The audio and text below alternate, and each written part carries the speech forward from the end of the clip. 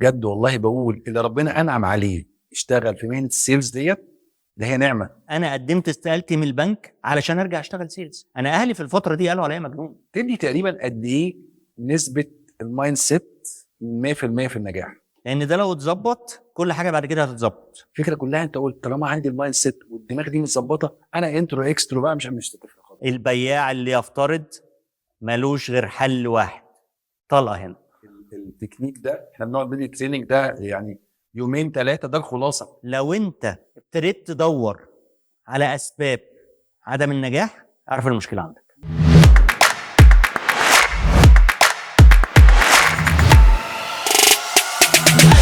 ليه في ناس بتبيع اي حاجة لأي حد وناس تانية مهما حاولت الدنيا مش بتمشي معاهم؟ هو البيع حظ ولا في طريقة علمية ممكن تمشي بيها وتنجح؟ تفتكر بقى البياع الشاطر بيتولد كده ولا ممكن يكتسب مهارات البيع ويبقى بياع جامد؟ في حلقة النهاردة من الماهر مايند سيت معنا واحد من الناس اللي فاهمين البيع بجد، محمد جلال الزكي. عنده اكتر من 25 سنة خبرة في مجال البيع، وكمان مؤسس مجتمع سيلزيكي اللي هدفه يبني بياعين محترفين وفاهمين الشغلانة صح. لو انت سيلز او نفسك تدخل مهنة السيلز، اسمع كل دقيقة في حلقة النهاردة، بجد هتفرق معاك.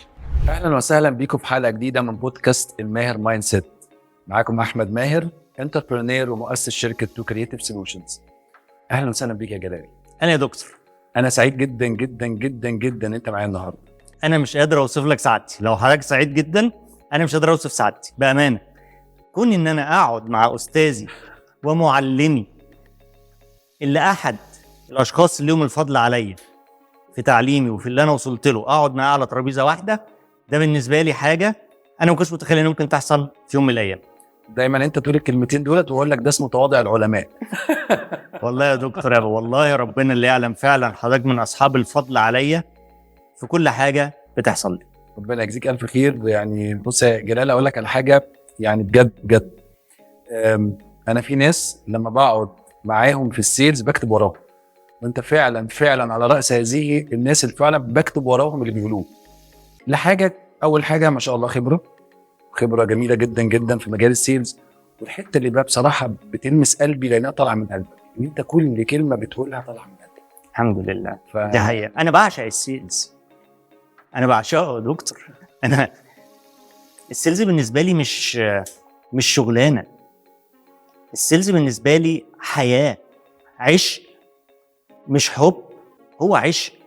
فانا لما باجي اتكلم عن السيلز انا مش، انت عارف لما يكون حد بيتغزل في محبوبته انا دي انا السيلز محبوبتي سبحان الله.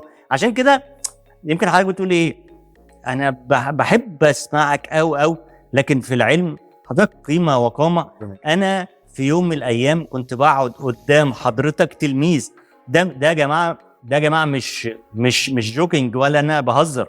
انا في يوم من الايام كنت بقعد قدام دكتور احمد ماهر طالب بتلقى منه العلم. ربنا يكرمك يا رب، ربنا يخليك يا رب، وبشكرك على الكلام الحلو بتاعك ده. عايز اسالك ايه بقى سر عشقك للسيلز؟ سر عشقي للسيلز، السيلز هو حياه. كل بني ادم في الكون محتاج يتعلم السيلز. انا ببص للسيلز من الكونسبت ده. انت لو دكتور محتاج تتعلم السيلز طبعا، مهندس، محامي، ادمن، HR، بياع. هي الحياه ايه غير سيلز؟ احنا في حياتنا يا دكتور احنا بنعملش حاجه غير ان احنا بنبيع لبعض. ربة المنزل بتبيع لاولادها فكر، بتبيع ليهم تربيه. الزوج بيبيع لزوجته طريقه تعامل، والزوجه بتبيع لزوجها الحاجات اللي هي محتاجاها. الاولاد بيبيعوا لاهاليهم. مش ممكن يبقوا في 2 اولاد في نفس البيت، واحد يعرف يقنع اهله اللي هو عايزه واخرج واروح واجي واخد واشتروا اللي انا عايزه، والتاني ما بيعرفش يعمل ده. الفرق بين ده وده ايه؟ السيلز. فانا السيلز بالنسبه لي هو حياه، فعشان كده انا بعشقه. ده اول سبب. تاني سبب ان السيلز هو ملوش ليميت. السيلز شغلانه ملهاش ليميت، سكايز ذا ليميت حرفيا. كل يوم فيها جديد، كل يوم انت بتتعلم، كل يوم انت بتكتشف، كل يوم انت بتتعامل مع ناس مختلفه، مع انماط مختلفه من البشر. ده تاني سبب. تالت سبب احساسك بالنجاح، بس لو انت بياع صح، بياع شاطر، لان في كتير من البياعين فاهمين شغلانه السيلز غلط، او بيمارسوها غلط، او بيعملوا بعض الممارسات اللي مش صحيحه. ان انت تساعد بني ادم ده نجاح. تساعد بني ادم في ايه؟ ما هو اللي جاي يشتري حاجه ده جاي يشتريها ليه؟ يا اما عنده مشكله عايز يحلها، يا اما عنده اوبجيكتيف عايز يحققه. بين هو ده. يا جين زي ما يا بين يا جين، بس يا بين يا جين. صح. ربنا خلاك تبقى سبب في ان انت يا تشيل بين عن بني ادم يا تحقق جين لبني ادم. يبقى ما بتستعشقش. حاضر ماشي. بس تخيل لما ربنا كده تاخدها بالكونسبت ده، ربنا اوجدك في الدنيا علشان تشيل بين او مشكله، او تساعد بني ادم في انه يحل مشكله، او تساعد بني ادم في انه يحقق هدف عايز يوصل. مقدرتك عند ربنا تبقى عامله ازاي؟ بس لازم تبقى فعلا نيتك كده، وبتشتغل كده، وبتعمل كل حاجه صح علشان تحقق ده. هو السيلز عشق يعني بجد، والله بقول اللي ربنا انعم عليه يشتغل في مهنه السيلز ديت، ده هي نعمه. لانه فعلا انت بتحس ان انت مختلف، عندك القدره على التواصل، وبتعرف تتكلم مع الناس، وبتعرف تقنعهم بحاجات صح. وزي ما انت قلت هو الاصل في الموضوع ان انت تكون ايثيكال، لان هو على فكره السلزاج الشاطر هو ساحر. انا ممكن ابرمج اللي قصادي صح او ابرمجه غلط، فالفرق ما بينهم الايثكس. لكن ان انت تقدر توصل في الاخر تقنع اللي قصادك بحاجه، ده طبعا يعني نعمه من نعم الله سبحانه وتعالى. الاسكس، لان السيلز الشاطر عنده المقدره زي ما انت قلت ان هو يبرمج اللي قدامك. فلو انت ما عندكش الاسكس هتبرمج اللي قدامك على ايه؟ على غلط. انا بعشق ده، انا بعشق ان انا ابرمج العميل، اوديه في الاتجاه ده، احقق له ده. بس اللي بيحكمني في الاول وفي الاخر في ان انا امشي العميل في الاتجاه ده او الاتجاه ده هو ايه؟ الاسكس. كتير من البياعين بقى للاسف الا من رحم ربي طبعا ما بيبقاش عندهم ده. بيبقى هدفه ان هو ايه؟ يبيع البيعه، تفيد العميل، تضر العميل، هي دي اللي تنفع، مش هي دي احتياجات العميل، هي دي اللي هتحقق له هدفه، هي دي اللي هتشيل من عنده البين. مش فارقه معاه. المهم بالنسبه لي ان انا اعمل ايه؟ ابيع البيعه. ده مش صح، ده غلط قاتل. اخر تعليق بس لحبي للسيلز، حته بقى فيها شويه ايجو. ايه؟ احنا الكريم، احنا الكريم دول كريم، وده بيضايق الناس مني جدا. انا في فيديو كنت عامله بقول احنا الكريم دول كريم، احنا كريمه الشركه، احنا الترس الاساسي اللي بيحرك الشركه. احنا نلف كده الشركه كلها تلف معانا كده، احنا نلف كده الشركه كلها تلف معانا كده، احنا نقف الشركه كلها تقف. فاحنا الكريم، احنا البشوات، احنا بشوات المجتمع. انا لما باجي دايما اعلم البياعين بقول له حبيبي انت باشا، انت لازم تعمل على انك باشا، انت باشا الشركه، انت باشا المجتمع. اتعامل بالطريقه دي، تصرف بالطريقه دي. الشركه لو انت بياع صح تمسك فيك ما تقدرش تستغنى عنك. طبعا. اقعد كده في مكتبك وحط رجل على رجل وقول انا اساوي كده، دي فلوسي ادوها لي. لو انت بياع هيدوها لك. لكن لو انت في اي شغلانه من الشغلانات التانية، الناس بتزعل مني والله ما بتكلم كده، بس ده احساسي يا جماعه. يا باشا همشيك واجيب منك 10 بمرتب اعلى، بس ايه؟ هجيب. لكن السيلز لما الشركه بتخسره، هي بتخسر على فكره، طبعا بتخسر كتير طبعا. ايفن لو جابت سيلز تاني نو واي يعوض السيلز الاولاني، لان مش هيقدر يلم الداتا. هو اوير بالكاستمر، واوير بطبيعتهم، واوير بتفكيرهم، وعارف ازاي يتعامل معاهم. مهما جبت سيلز قوي مش هيقدر يبنتريت نفس الاكونتس بالشكل اللي كان ايه عامله البياع الاولاني. فانا باشا عايز اقول لك ان انت وانت بتتكلم دلوقتي عمال فكرتني وانا قاعد مع حد وهو بيقول ايه، انا اصلا شغال مندوب مبيعات. عارف تحس ان هو ايه يعني، عايز ينزل تحت الكرسي كده وبيقول انا شغال مندوب مبيعات. ايه يا عم ده؟ انت فعلا انت تحمد ربنا انت شغال في البيع. هي دلوقتي بقت كلمه بياع ومندوب مبيعات تحس ان هي بقت ايه، كلمه كخه كده. لا، هو فعلا بعض الناس للاسف هم اللي عملوا الصوره السيئه دي.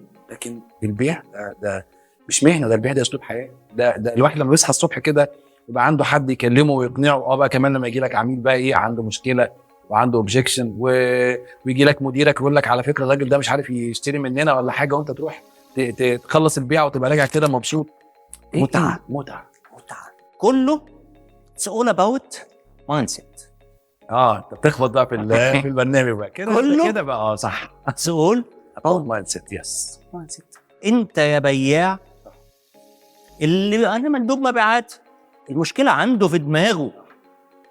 حبيبي انت دماغك بايظه، انت هتسيب الشغلانه.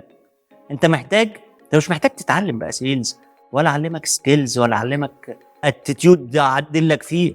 المشكله هنا، ولا اديك نولج. ما انا مهما اديتك نولج، هو السيلز ايه؟ مش سكيلز ونولج واتيتيود؟ بالظبط. مهما اديتك الكلام ده من غير ما هنا يبقى متظبط، مفيش، خلاص مش هتنفع. يعني اللي يجي يقول لي انا عايز اخش في البيع، اعمل ايه يا ريس؟ اول حاجه احرق كل المراكب. يعني ايه احرق كل المراكب؟ انا مفيش غير مركب واحده هركبها، اللي هي المركب بتاعه المبيعات، وهنزل بيها في البحر. المركب دي يا توصلني يا ايه؟ يا هغرق. صح؟ خلاص، يبقى انا ما عنديش اوبشن. هل ده كافي؟ لا. وانت راكب المركب ما تبقاش راكب المركب وانت مضطر. ومعنى ان انت ما تبقاش راكب المركب وانت مضطر، ده انا مقتنع ان انا راكب المركب دي، انا حابب ان انا اركب المركب دي، انا عاشق ان انا اركب المركب دي.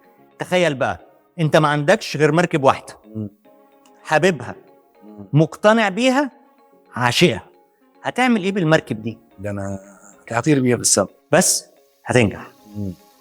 فهو it's all about mindset. طب اقول لك حاجه يا دكتور، انت تعرف انا داخل السيلز برغبتي؟ يعني معظم او مش معظم، كتير من السيلز بيخش السيلز دي الحاجه المتوفره دلوقتي، فيلا اشتغل مبيعات لغايه لما الاقي حاجه تانية اروح لها. انا كنت موظف بنك، ومش في اي بنك، في بنك من اكبر البنوك اللي في مصر، ومش موظف شباك بقى اللي هو قاعد على الشباك غير لي مش عارف ايه وحط لي في حسابي. لا، انا كنت شغال في حاجه اسمها سيكيورتيز اوبريشن. مكتبي في برج عالي على النيل، دور ال30، ماسك بنك تشيز منهاتن. انا المسؤول عنه هنا، وبشتري له التداول بتاعه والاوراق الماليه بتاعته ومش عارف ايه. باشا، قعدت في البنك تقريبا 1.5 سنة، حاجه زي كده. مش انا دي، انا مش انا ده. انا قدمت استقالتي من البنك علشان ارجع اشتغل سيلز. يعني انا طول الفترات اللي قبل كده كنت وانا في الجامعه بقى اشتغل سيلز، وانا في ثانوي بشتغل سيلز، لما نزلت اشتغلت في بنك. مش انا ده. انا قدمت استقالتي وابتديت ادور على سيلز. انا اهلي في الفتره دي قالوا عليا مجنون، انت مجنون. في منزله زي دي، في مكان زي ده، في بنك زي ده، راجل مرتاح في التكييف مستريح، ايه اللي يوديك الشارع وانا في الشارع بقى يعني؟ كله هنا يا دكتور. تدي تقريبا قد ايه نسبه المايند سيت 100% في النجاح؟ انا متخيل ان هي لن تقل عن 70-80%، مش هتقل عن كده، لان ده لو اتظبط كل حاجه بعد كده هتتظبط. ف70-80% مايند سيت. انا ممكن اخد شخص ابعد ما يكون عن السيلز، بس ده متظبط وحابب وعايز. طب انا بعمل تشالنج كمان كبير جدا. انا مستمتع. ده الحلقه دي هتبقى مختلفه. لا والله مستمتع. اتفضل. كل الناس تقول لك الايه، الاكستروفيرت والانتروفيرت. الاكستروفيرت انجح في السيلز. انا بعشق بقى ان انا اخد بياعين انتروفيرت. خدني معاك يا سيدوني، انا اصلا انتروفيرت. انا بعشق ده. اخد شخص انتروفيرت بس المايند سيت بتاعه مترتب. اللي باقي ايه؟ شويه سكيلز علمهم لك. اللي باقي ايه؟ شويه اتيتيود هعرفه لك، شويه نوليدج هديها لك، وهنزل معاك السوق وهنجرب وهنشوف. بس طالما ده متظبط هحولك للشخصيه اللي هي الناس بتقول عليها ايه ده بياع سوبر، ده بياع بالفطره، رغم ان مفيش حاجه اسمها بياع بالفطره. ده بياع بالفطره، رغم ان هو كانت شخصيته ايه ابعد ما يكون. ده احد التشالنجز اللي انا بعشقها. الاول بتست ان هو ايه هنا مستعد ان هو يبقى سيلز. تعرفها منين بقى؟ يعني بتست القصه دي ازاي؟ انا دلوقتي جاي اتقدم للوظيفه عندك وكمان انتروفيرت، هتعرف منين حكايه المايند سيت بتاعتي دي وانا لسه ممكن كمان اول مره اشتغلها كمان؟ يعني يمكن لو انا اشتغلتها قبل كده سهل التست الموضوع ده بشويه حاجات في الانترفيو، لكن انا لسه جديد. تعرف الموضوع ده ازاي يا جلال؟ يعني ايه مايند سيت مترتب في السيلز؟ اول حاجه داخل مقرر زي ما قلت، اللي هي الوصفه اللي قلتها لحضرتك في الاول. انا عايز اشتغل دي، مقرر. فنفترض ان حضرتك يا دكتور اللي جاي ماهر عايز تشتغل دي فعلا. طب ايه رايك انا عندي شغل تاني؟ لا. طب انا عندي اوبورتيونيتي تانية، انا عندي حسابات، عندي ادمن. لا، انا عايز اشتغل سيلز. ده والله بيحصل. انا عايز اشتغل سيلز. حبيبي انت شخصيتك مش بتاعت سيلز. واقعد استرس عليه ان هو ايه انت مش بتاع سيلز، انت بعيد عن السيلز. فلازم اتاكد ان القرار انا هركب المركب دي خلاص. ده اول حاجه. تمام. طيب ببتدي اخش معاه بقى في حته الايه، الحب والايموشن. طب ليه عايز تشتغلها؟ ابتدي اتشيك ان هو من جواه الاسكس والباشن.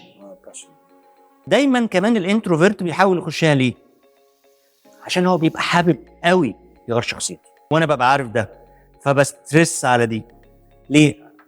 هو ما بيقولهاش على فكره، ما بيرضاش يقولها، ما بسيبوش ولا بقتنع ان هو داخل السيلز الا لما يقول لي انا عايز اغير شخصيتي.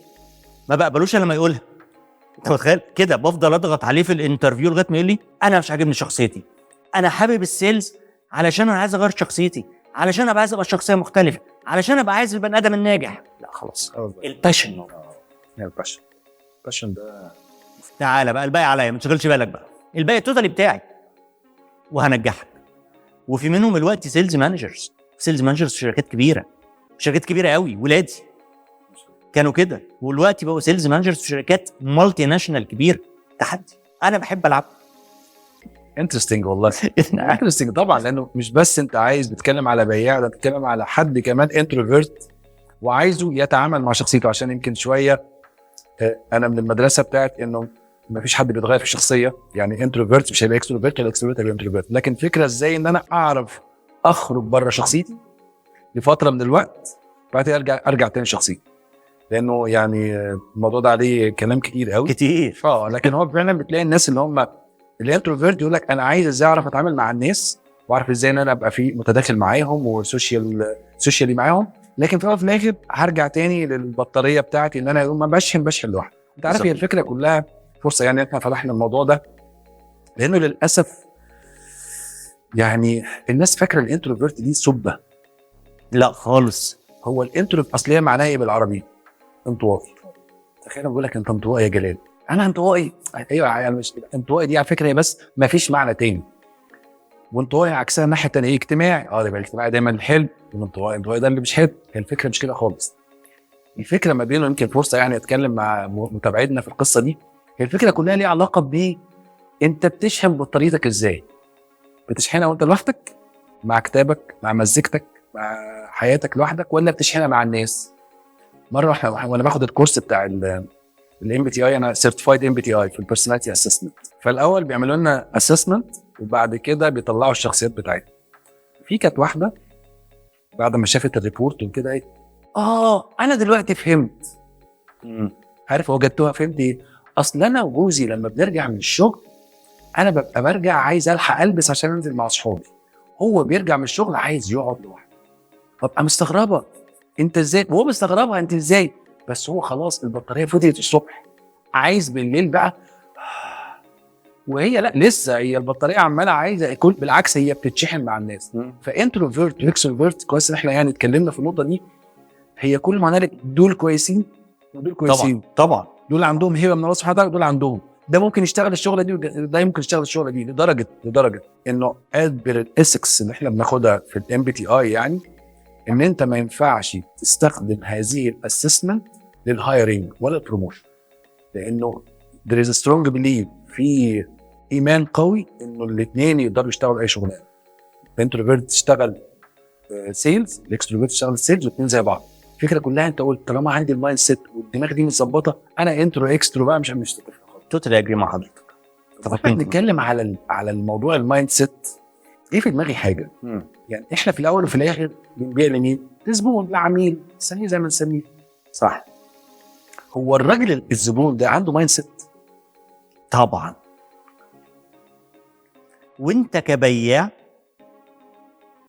لازم تفهم المايند سيت بتاعت العميل وتأهل او تأدبت المايند سيت بتاعتك على المايند سيت بتاعت العميل. وفي كذا حاجه انت بتشتغل عليها طبعا، منها البيرسوناليتي تايبس، ودي علم. والمشكله الكبيره اللي كتير من البياعين ما بياخدوش بالهم منها، العميل المايند سيت بتاعه دلوقتي هو في انهي مرحله من مراحل الشراء، لان المايند سيت بتاعه العميل بتفرق من مرحله لمرحله. هي ايه مراحل الشراء اللي بيمر بها العميل؟ طب خلينا، هو حضرتك اللي بتسال، انا عايز اسالك سؤال يا دكتور. اشتريت حاجه قريب؟ قول لي البروسس اللي مريت بيها او اللي انت مشيت فيها وانت بتشتري حاجه. اشتريت ايه الاول؟ انا اشتريت موبايل جديد. موبايل اشتريته امتى؟ اشتريته وانا في امتى؟ تقريبا حوالي 3 شهور 4 شهور حاجه زي كده. من 3 شهور. خدت قرار الشراء من 3 شهور واشتريت يعني انت اشتريت، نفذت عمليه الشراء من 3 شهور، صح كده؟ بالظبط كده. حلو. من سنه كنت عايز تشتري موبايل جديد؟ لا. صح؟ زي الفل. قولا واحدا. صح. يبقى من سنه ما كانش في دماغك انك تشتري موبايل جديد، فالمايند سيت بتاعك كان في الوقت ده ايه؟ ما فيهوش موبايل جديد، صح؟ خالص. من 6 شهور وانا عايزك تجاوبني فرانكلي. انا هتكلم معاك فرانكلي حقيقة. مش محضرين حاجه. لا لا لا خالص. من 6 شهور ايه اللي ابتدى يجي في دماغك ناحيه الموبايل الجديد؟ بص، انا الموبايل اللي معايا كان مشكلته البطاريه كانت بتفضى بسرعه. كان بيجي عليا اوقات ان انا يعني البطاريه فضيت وانا بره. اوكي. وانت عارف طبعا بما يعني الايفونز معظمها كده، فكانت دايما مشكلته كده. فانا قلت ايه، طب لا انا عايز يبقى في حل. يعني طب ولادي عايزيني، مراتي عايزاني، الشغل عايزني، طب اعمل ايه؟ فابتديت ايه، مشيت الاول بباور بانك تبقى معايا. حلو. فابتديت يبقى معايا باور بانك كده في العربيه، بس حاسس ان برضه يعني مش على طول هدك. هدك. بس فوقتها فكرت ايه الحلول. طب انا اجيب بقى موبايل بخطين، طب اجيب بقى مش عارف موبايل تاني. بس ابتديت الموضوع في دماغي، لكن ما خدتش قرار. من ابتدى الموضوع يظهر في دماغك من امتى؟ اول ما ابتدت البطاريه تبوظ، صح؟ بالظبط كده. حلو. فابتديت توجد حلول. ايوه صح كده؟ وفضلت ماشي بالحلول صح لغايه ما وصلت للنقطه لازم اشتري، صح اللي هي كانت من 3 شهور، صح كده؟ بالظبط كده. اي عميل في الكون كده. المايند سيت بتاعتك من سنه غير المايند سيت بتاعتك من 6 شهور غير المايند سيت بتاعتك من 3 شهور، او بالظبط ممكن نقول من 3 شهور الى اسبوعين. صح. لان انت عملت الاوردر من 3 شهور بالظبط، صح؟ صح. حلو الكلام. من 6 شهور، سوري من سنه، انت كنت في مرحله اسمها الايه؟ الاويرنس. المرحله دي كلها لغايه من 3 شهور واسبوعين انت كنت في مرحله اسمها الاويرنس. ودي اول مرحله او اول مايند سيت تبقى عند العميل. الاويرنس دي فيها ايه؟ فيها 3 خطوات، او اي عميل في الكون بيمر فيها ب3 مراحل. المرحله الاولانيه اسمها الانكونشس. انا غير مدرك ان انا محتاج لموبايل. ليه؟ موبايلي من سنه شغال زي الفل، فانا ايه؟ انكونشس. فالمايند سيت بتاعي ايه؟ انكونشس. مش محتاج اشتري موبايل، صح؟ صح. من 6 شهور ابتدى الباتري يحصل فيها مشكله. اتنقلت لمرحله تانية اسمها البري كونشس. ابتديت احس او ادراكي او وعي يقول لي ايه؟ موبايلك فيه مشكله، موبايلك هيحصل فيه حاجه، انت عندك ازمه. لغايه من 3 شهور الا اسبوعين او 3 طلعت المرحله اسمها الايه؟ الكونشس. انا مدرك وواعي تماما ان انا لازم اشتري موبايل، صح؟ صح. اي عميل في الكون بيمر بده. دي المايند سيت بتاعت العميل. البياع لازم يبقى عارف المايند سيت بتاعت العميل عشان يعرف العميل هو فين. هل انت دلوقتي في الانكونشس ولا في البري كونشس ولا في الكونشس؟ من 3 شهور الا اسبوعين 3 عملت ايه يا دكتور؟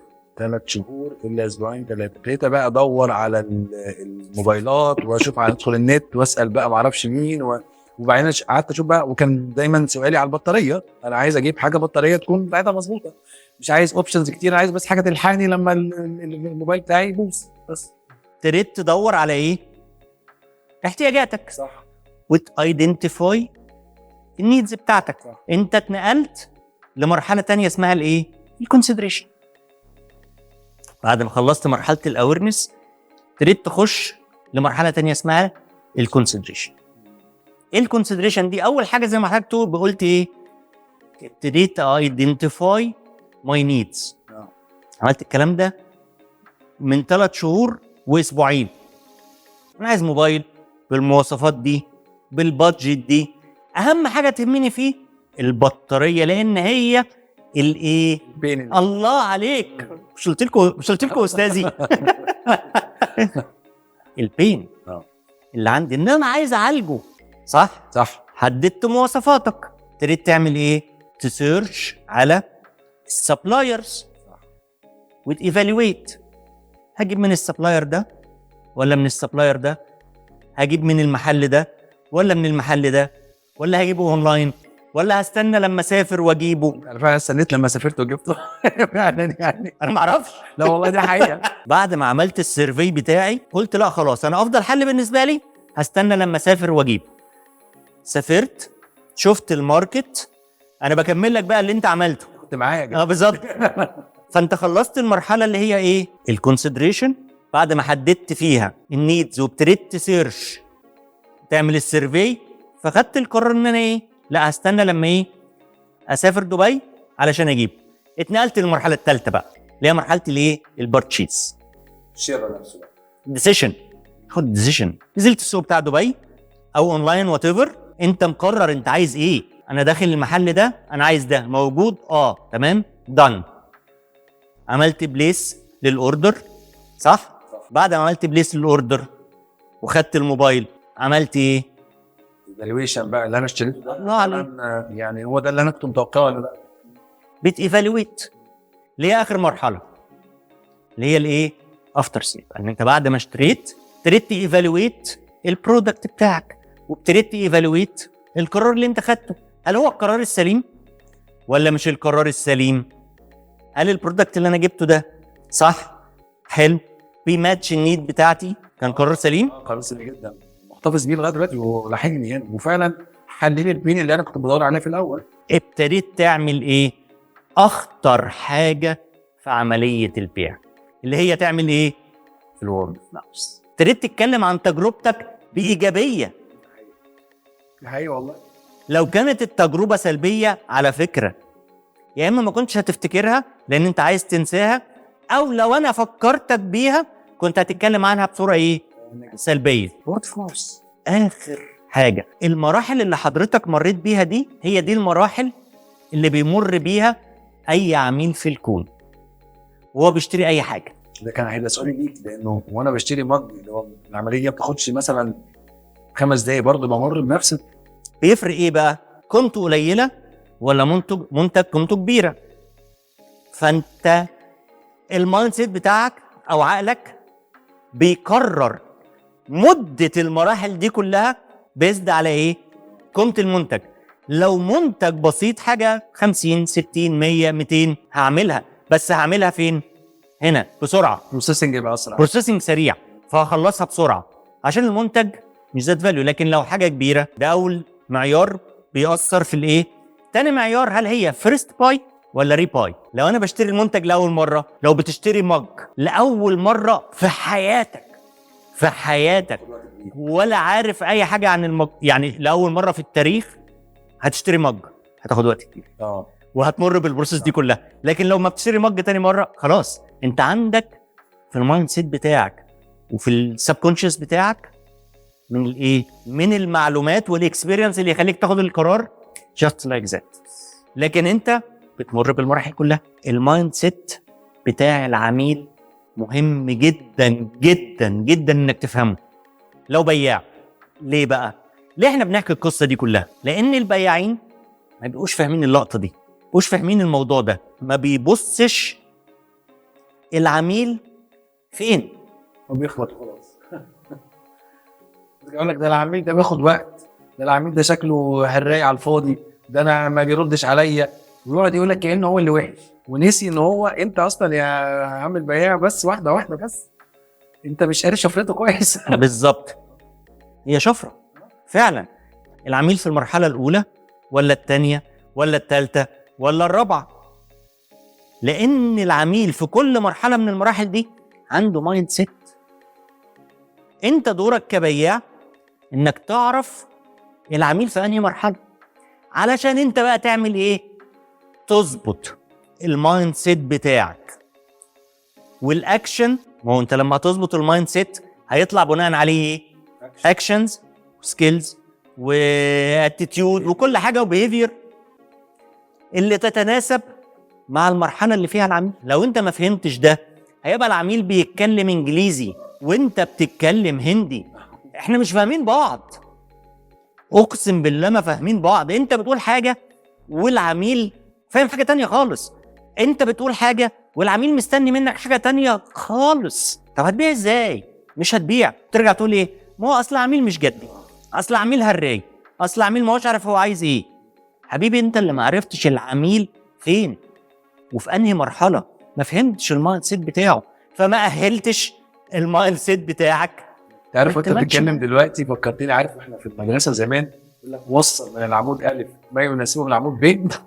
هي بالظبط عامله كده. بالظبط. انت عايز ايه اللي ينفع من الف مع ب؟ بالظبط. اللي بيحصل في الاخر ان انت يعني الناس بتبقى بتخبط، عارف اللي بيرمي للظهر كده هي عالم بقى تيجي فين. لكن لو انت عارف هو في مرحله الكونسيدريشن هتتعامل معاه بطريقه غير لما يكون مثلا في في الاويرنس. الاويرنس طريقه ثانيه مختلفه خالص. ده يمكن يخليني اسال سؤال يا جلال في الموضوع ده. البياع بقى بتاعنا يعرف ازاي انه العميل في انهي مرحله من المراحل؟ هنفتح موضوع تاني كبير قوي. معلش اصل بصراحه هو مهم ان انا افهم. اصل ثانيه واحده كده كده طبعا عارف ان انا قاعد في حضره يعني يا باشا ازاي؟ هو الراجل البياع ده بيعمل ايه؟ بيفهم نيد وبعد كده يربطها بالبنفيتس بتاعته بيقفل كده من كده بسيط. هو فين؟ 90 بقى 80 85 ما اعرفش كام برسنتج مبنيه او النجاح مبني على فهم النيد بتاعت العميل. صح ولا مش صح؟ صح. بما ان انا بفهم النيد بتاعت العميل يبقى لازم اعرف هو بيفكر في انهي مرحله. فالفهم ده مهم جدا جدا. فانا افهم ازاي كبياع العميل ده في انهي مرحله، لانه يبقى ليها سؤال بعدها. بس خلينا نقول في السؤال الاولاني ده، ازاي اعرف ان العميل في انهي مرحله من مراحل الشراء ديت اللي هي الاربعه اللي انت بتتكلم عنها. قبل ما اجاوبك على السؤال ده هضيف معلومه صغيره. احلى عميل يجي لك في انهي مرحله؟ اللي عايز يخلص. ده البياعين كلهم، صح؟ انا عارف انت بتجاوبني يا باتن على البياعين طبعا. العميل اللي جاي يخلص، اكيد طبعا. العميل اللي هو في ايه، في انهي مرحله؟ العميل اللي في المرحله اللي هي بتاعه البرتشيز. انا بقى جاي اشتري، انا جاي اشتري. هو ده العميل اللي بيتعامل معاه 50 60 70% من البياعين اللي جاي يشتري. اقول لك انا بقى حاجه، ده اسوأ عميل واصعب عميل واخطر عميل. ليه؟ العميل مر بمرحلتين كاملين قبل ما يجي لك. هنا خلاص اتشكل، صح، بقى عارف هو عايز ايه. فبيجي يقول لك ايه؟ عندك ده كام بكام؟ بكام؟ فتقول له بكذا. حاولت نفسك ليه؟ اقولها بالظبط، انا بسميه ايه؟ بقال. عندك حلاوه؟ بكام؟ 5 جنيه. اصل شفتها في المحل التاني ب 4 جنيه. ب 4 جنيه بس، خلاص شكرا. قابل تو قابل، هشتري من الارخص. كوموديتي دلوقتي بس كوموديتي، ما بقتش بياع. ده اخطر عميل واسوأ عميل. صح. احلى عميل اللي كتير من البياعين بيسيبوه وبيطنشوه، اللي هو فين؟ اللي في مرحله اويرنس، لسه في البدايه. بس ده هياخد وقت، ده هياخد وقت. انا عايز بس عميل لويال بنسبه 90% 99%، وعميل هيشتري منك انت بنسبه 99%. تخيل انا يا دكتور من سنه انا بياع موبايلات، انت كنت من سنه في مرحله الايه، الانكونشس، وانا بياع موبايلات، وعارف ان دكتور احمد من العملاء اللي بالنسبه لها الموبايل ايه؟ مهم، صح؟ حلو الكلام.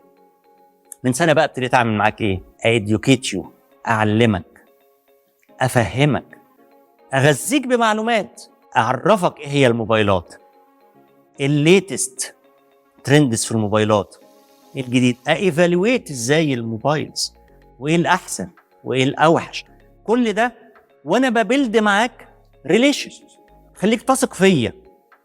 قعدت اعمل ده معاك لمده 6 شهور، بقول لك الموبايل الحلو ده، وبص الجديد، بص في موبايلات جديده لسه هتنزل، وانت بتدردش معايا وانا بدردش معاك، هتبتدي تقول لي والله انا موبايلي فيه مشكله، في الباتري بتعمل لي مشكله. هبتدي بعد كده ايه؟ اغذيك بالموبايلات اللي فيها ايه؟ فيها باتري كويسه، اللي تحل لك المشكله، افضل اساعدك، افضل. طب حل مشكله الموبايل بالشكل ده، طب حل مشكله الباتري. طب بص في فيرجن جديد هينزل عند ماركه اكس، ده بقى الباتري بتاعته وتقعد معاك 3 ايام. ابتديت ازرع واحدد وارسم النيد بتاعتك على ايه؟ على الحاجه اللي عندي. ما قلتليش اشتري. ما قلتلكش اشتري، انا قاعد معاك 6 شهور ما بقولكش اشتري، انا بعلمك، بفهمك، بابديتك، بخليك تعرف تاخد قرار صح، وببني ثقه معاك. هتحول انا بالنسبه لك لايه؟ ريفرنس.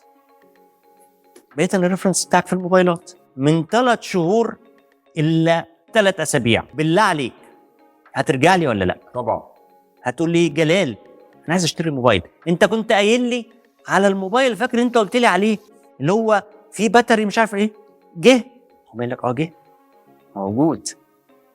بقيت انت اللي جاي تطلب مني المنتج اللي انا زرعته جوه دماغك، اللي انا رسمت لك احتياجاتك عليه، لان انا عرفت خلاص، عرفت احتياجاتك وعرفت انت عايز ايه، وهتبتدي تاخد قرار الشراء امتى. انت تقول لي جلال الموبايل ده جالك، اقول لك جه. طب اعمل حسابي في واحد فيه. صح جدا. هنفترض ان انت عميل شكاك which is وارد، صح؟ وحقك تدور، صح؟ ونزلت تدور عادي جدا، حقك تدور في السوق. وانت بتدور مين اللي حاطط لك الريفرنسز اللي انت تدور عليها؟ انت طبعا. لازم هترجع لي. ليه؟ لان انا بقالي سنه ببيلد الريليشن معاك، او بقالي 7-8 شهور ببيلد الريليشن معاك، فانا بقيت الايه؟ المرجعيه بتاعتك. ايفن حتى لو لقيت حاجه مختلفه او احدث او احسن بنسبه 100% هترجع تسالني، تقول لي انا لقيت ده، ايه رايك فيها يا جلال؟ اقول لك والله حلو قوي قوي قوي، وده عندي برضه، اجيبه لك. احنا البياعين ما بيعرفوش يعملوا اللقطه دي، مستعجلين. ايوه. عايز يبيع البيعه السريعه، عايز يبيع البيعه السهله، رغم ان هو لو فهم ان المايند سيت بتاعت العميل ده هو لسه في المرحله دي، واهل المايند سيت بتاعه بما يتناسب من اكتيفيتي او اكشنز هعملها مع العميل بناء على انه في المرحله دي، هيمشي معايا البروسيس كامله لغايه اما يجي ياخد قرار الشراء، مش هيشتري غير مني. اجاوب بقى على سؤالك. ايوه. شفت انا ما بنساهوش اهو، انا ما بنساش اهو. لان انا متخيل مثلا انا داخل اشتري موبايل، البائع هيعرف منين الفيلم ده كله؟ يعني هيعرف منين؟ انا رايح عايز اقول له والله بدور على موبايل مثلا، بس بالتالي كده لو قلت له انا بدور على موبايل معناه ان انا في مرحله خلاص كده الشراء. لكن لو هو عرفني من الاول، انا بحاول بس نفكر معاك في انت بتقوله، بس الكلام ده ينفع اكتبها لك هنا؟ طبعا.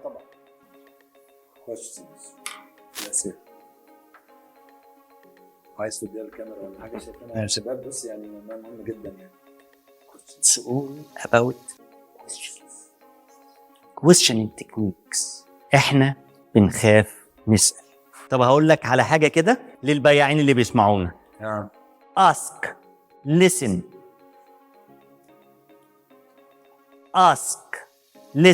present, ask. شوف انا قلت كم ask؟ 1 2 3 4 5. وقلت present كم مرة؟ مرة. احنا البياعين بيعملوا ايه؟ present. والله انا عايز اشتري موبايل، بص انا عندي موبايل كذا كذا كذا، ايفون وفيه مش عارف ايه. اسال ليه وازاي وايه البروسيس اللي هتمشي فيها. اسال اسئله مفتوحه، open questions.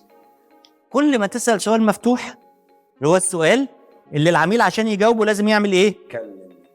يحكي. البيعه كلها يا دكتور في الليسن اللي بعد اول اسك. البيعه في الليسن دي، انا سالتك السؤال المفتوح، هتحكي، انا هتحول لودنتين. البيعه هنا في مرحله الليسن دي، العميل هيعرفك ايه النيد اللي عنده، والنيد بيهايند ذا نيد. والنيد دكتور بقى بيسخني عشان يطلع اللي جوه لان 70-80% من البياعين بيتعامل مع الانيشيال نيد، ما بيخشش للنيد بيهايند ذا نيد. لا، لازم تجيب النيد بيهايند ذا نيد. تاني حاجه هيقول لك السيجمنت بتاعك هو منين ومن ابو كام ومن انهي شريحه، هيقول لك هو في انهي مرحله من مراحل الشراء. والله هيقولها، انا بحلف لك بالله هيقولها، بس ممكن يقولها بصوره غير مباشره. مش صريحه، مش هقول لك انا الان في مرحله الاول مش هقول لك انا في مرحله اويرنس. الليسن هي دي اللي بتفرق بياع من بياع. بنسميها قرون استشعار. قاعد تسمع بتلقط دي، هي قرون هي بالظبط قرون الاستشعار. انا من الكلمه دي هلقط المعلومه دي، ومن الكلمه دي هلقط المعلومه دي. في المرحله دي هيطلع لك كل اللي انت عايزه. تقوم داخل على الاسك الثانيه اللي هي تعمل الغرض منها ايه؟ تتاكد. انت فاهم صح. check for understanding. بالظبط. مش انت قلت لي كذا وكذا وكذا وكذا، افرض انا فاهم غلط، افرض العميل ما عبرش صح، مش وارد، او نسي يقول حاجه، نسي يقول حاجه، ابتدي ابني سيناريو على حاجه ميسنج، وبني على واقف وباطل. ابتدي ابني سيناريو على اسيومنج، على افتراض. رحنا في داهيه. الافتراض مقبره البياعين. انا البياع، وده مشهوره، وفي فيديو بقول البياع اللي يفترض ملوش غير حل واحد، طلع هنا حرفيا. اسال علشان اتاكد ان انا حطيت ايديا على كل الحاجات اللي انا عايزها، ابتدي ابريزنت. من غير دول انا بقول اي حاجه، انا بقول اي حاجه، انا بقول رشقت معاك بعنا، ما رشقتش ما بعناش. العميل مش عايز يشتري، لا العميل كان جاي عايز يشتري. هو العميل طلع من بيته وجالك ليه؟ العميل بعت لك ريكويست ليه؟ اكيد عايز حاجه يعني، مش بيقول لي صباح الفل عشان حاجه يعني. بعت لك ريكويست، بعت الناس اللي بتجيلها ليدز، سجل ليه؟ كده عنده ميت، عنده حاجه، عنده حاجه، بس هي فين؟ وامتى؟ وازاي؟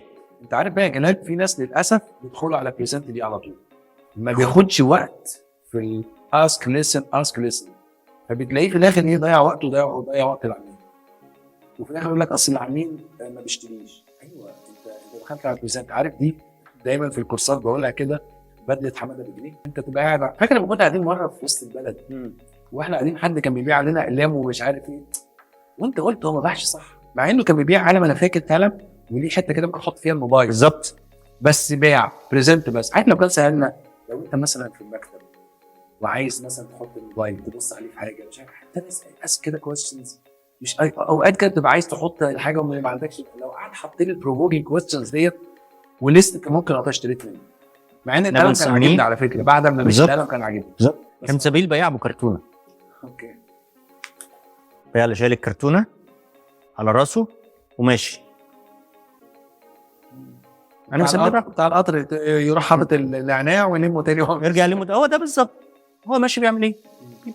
بيبريزنت. سواء بيبريزنت ان هو يديك المنتج تشوفه، بيبريزنت يقول لك عامل معايا المنتج فين. يعني البيعه زي ما قلت لحضرتك في الاسك والليسن، اسك. البيعه كلها هنا في الليسن. واللي بيفرق بياع عن بياع في مرحله الليسن، هنرجع تاني للايه؟ للمايند سيت. انت بتسمع ليه؟ مأهل عقلك ان هو يسمع ليه؟ تسمع عشان عايز تعرض، هتافويد كل اللي العميل بيقوله، ولا هتركز فيه، اتفلتر.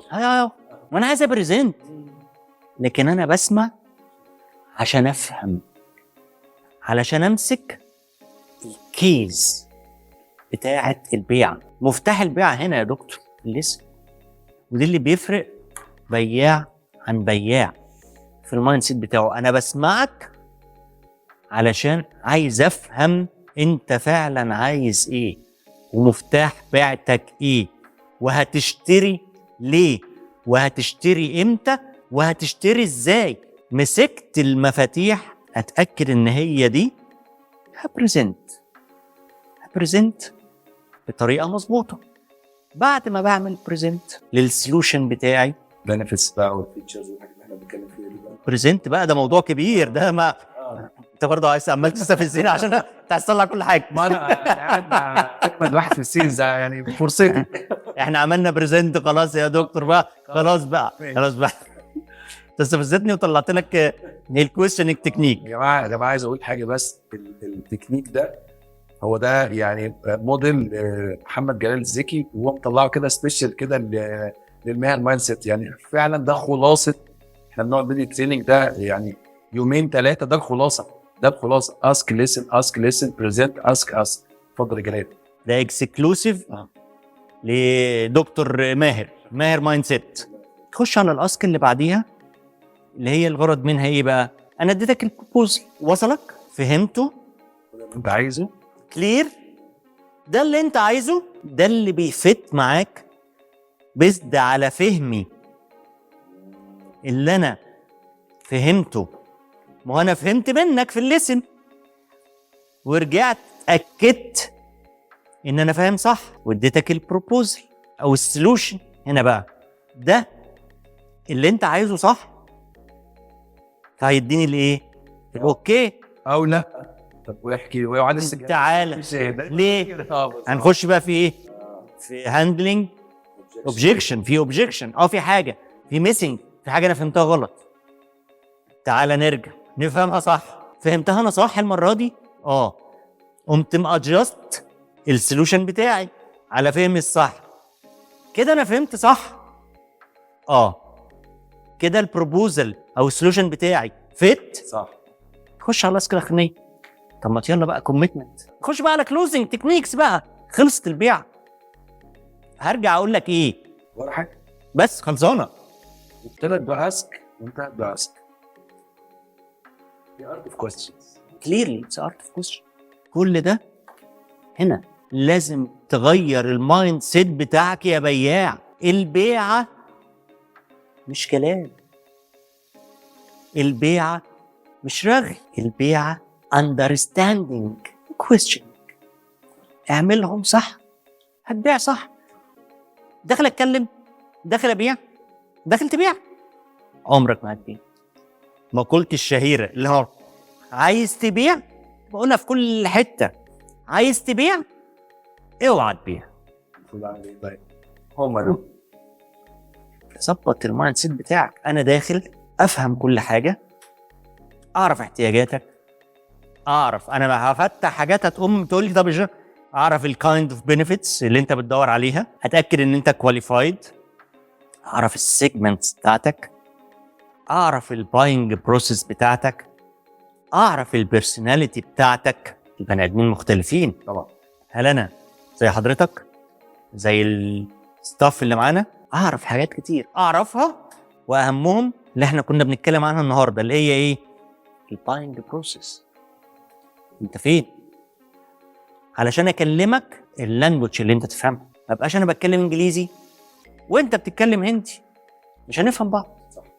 هسال مثلا حضرتك عايز موبايل، فلو جاوبتني اجابه ايه معناها ان انا لسه في الاول، لو جاوبتني اجابه ايه معناها ان انا في الكونسيدريشن. فاهم قصدي ايه بالسؤال؟ بحيث ان انا عايز اقول لمتابعينا لما تسمع الاجابات دي معناها ان هو العميل في الحته دي. مصيبه البيع مش ستاندرد، السيناريوز لا نهائيه. انا ممكن اقول لك كلمه حضرتك كبياع تفهم منها ان انا لا لسه انا جاي اخد فكره. تقول ان انت تسمع وتترجم، تصرف. ملهاش ستاندرد. تكنيك هنا غير تكنيك هنا غير تكنيك هنا، كل واحده بدول ليها تكنيك. تعالى لي انت بقى، انت اللي تجيلي مش انا اللي هروح لك، انت اللي تيجي عندي. البيع هنا في المايند سيت. وبكده نكون وصلنا لنهاية حلقتنا النهاردة من الماهر مايند سيت. يا رب تكونوا استفدتوا من الأفكار والتجارب اللي شاركناها معاكم.